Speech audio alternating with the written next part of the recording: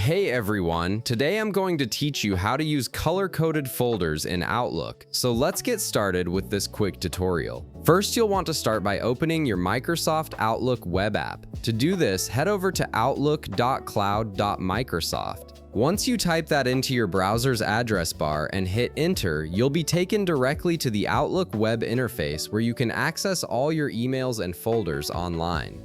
Once your email has loaded and you can see your inbox on the screen, you're ready to begin organizing your folders with colors. This feature is incredibly useful for visually categorizing different types of emails or projects, making it much easier to spot important folders at a glance. Now navigate to your inbox pane on the left side of the screen. This is where all your emails and email folders are located, and it's the area you'll be working in to set up your color coding system. Using color-coded folders in Outlook is actually quite a straightforward process, and you'll be surprised at how simple it is to customize your workspace. Simply hover your cursor over the folder you want to color code.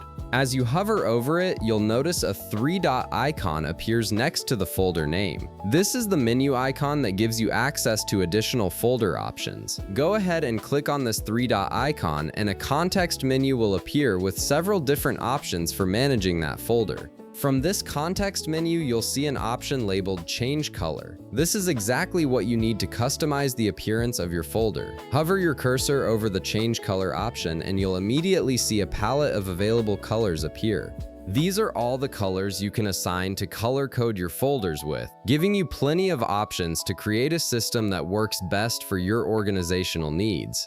Simply click on the color you prefer, and your folder will instantly be updated with that new color, making it stand out in your folder list. And that's it. You've successfully set up color-coded folders in Outlook, making your inbox more organized and visually intuitive. If this video helped you out, be sure to leave a like, subscribe, and I'll see you in the next one.